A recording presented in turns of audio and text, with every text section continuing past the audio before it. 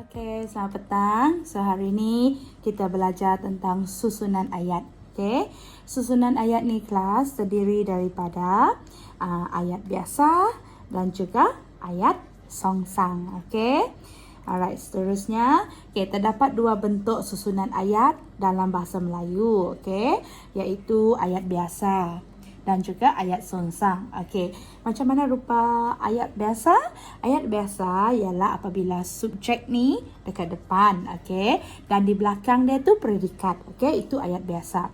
Subjek di depan, predikat di belakang. Tetapi apabila ayat tersebut disongsangkan, okey, menjadi ayat songsang, maka predikat ini tadi yang di depan, yang di belakang ni akan jadi ke depan. Okey.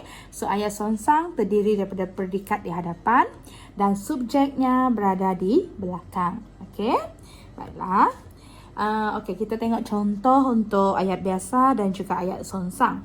Okey, untuk ayat biasa, okey, subjek depan, predikat di belakang. Contoh yang pertama, Encik Gandhi seorang pensyarah. Okey, Encik Gandhi ni subjek dia. Dan predikat dia pula adalah seorang pensyarah. Tetapi apabila ayat ini, ayat biasa ini tadi disongsangkan, predikat di depan, subjek di belakang, maka ayat tu akan bertukar menjadi seorang pensyarah Encik Gandhi. Okey, tengok ayat yang kedua, itu rumah saya. Okey, ayat songsang, rumah saya itulah. Alright. Nombor 3, pemuda itu siapa? Okey, ayat songsang, siapa pemuda itu? Okey. Alright, yang keempat, baju adik belum bercuci. Okey, belum bercuci baju adik. Dan ayat contoh yang kelima, pokok itu sangat tinggi. Apabila disongsangkan akan menjadi sangat tinggi pokok itu. Okey. Baiklah, untuk tadi tu kita tengok ada itulah rumah saya kan. Jadi nota penting kat sini, partikel lah, okey, untuk ayat penyata, okey, dan partikel kah pula untuk ayat tanya. Okey, kita tengok yang sebelum tadi. Alright, kat sini ya, itu rumah saya. Okey, itu merupakan ayat penyata. Apabila disongsangkan, disertakan dengan lah, merujuk kepada ayat tersebut untuk ayat penyata. Rumah itu, rumah saya itulah. Okey, berbeza dengan penggunaan partikel kah. Partikel kah ni untuk ayat tanya. Okey, digunakan untuk memberikan penekanan kepada predikat dalam ayat. Okey. Baiklah, ayat songsang ni boleh dibentuk melalui proses pendepanan. Okey, iaitu pertama, pendepanan seluruh predikat. Okey, semua predikat tu dikedepankan. Dan yang kedua atau B, pendepanan sebahagian daripada predikat.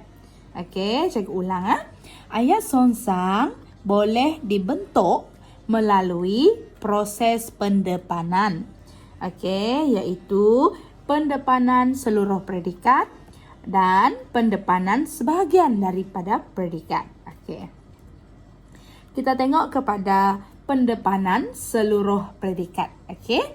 Untuk pendepanan seluruh predikat, proses pendepanan juga berlaku pada ayat yang menggunakan kata penegas kah, tah dan lah.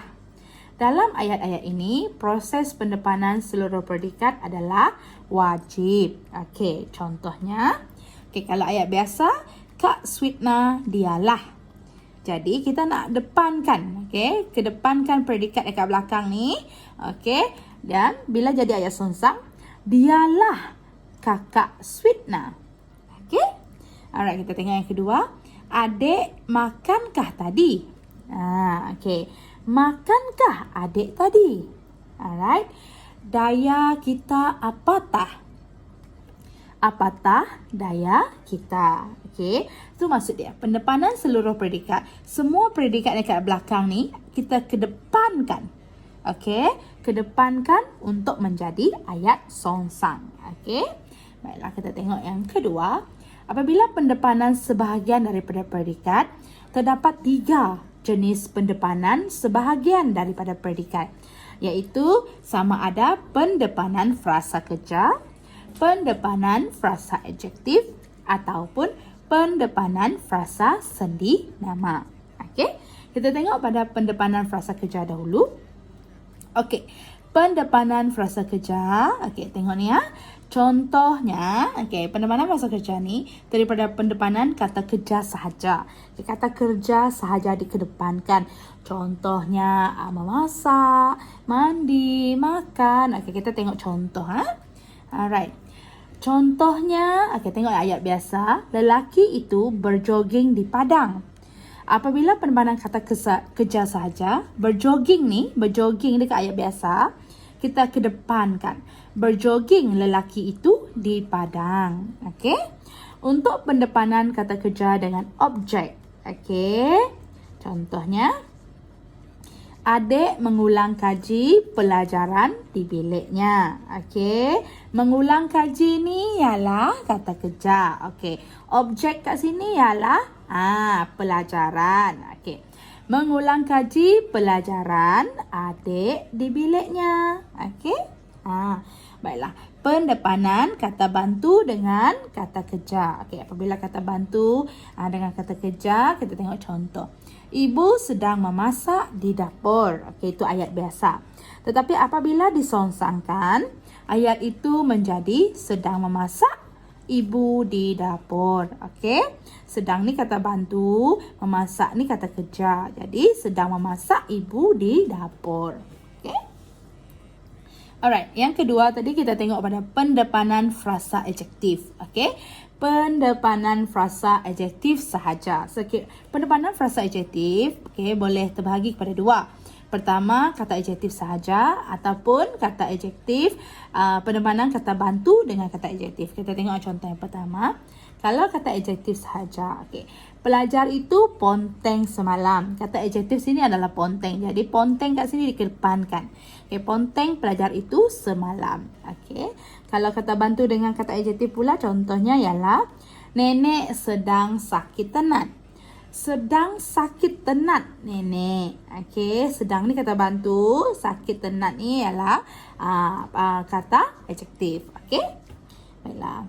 Dan yang ketiga ialah pendepanan frasa sendi nama. Pendepanan frasa sendi nama itu terdiri daripada dua. Frasa sendi nama sebagai predikat dan juga apabila frasa sendi nama sebagai keterangan untuk predikat tersebut. Contoh yang pertama. Hadiah itu untuk Alicia. Jadi apabila disongsangkan untuk Alicia, hadiah itu. Manakala untuk frasa sendi nama sebagai keterangan pula, Faridah memohon ampun kepada Tuhan. Di sini kepada ni keterangan dia. Baiklah. Tetapi apabila disongsangkan kepada Tuhan, Faridah memohon ampun.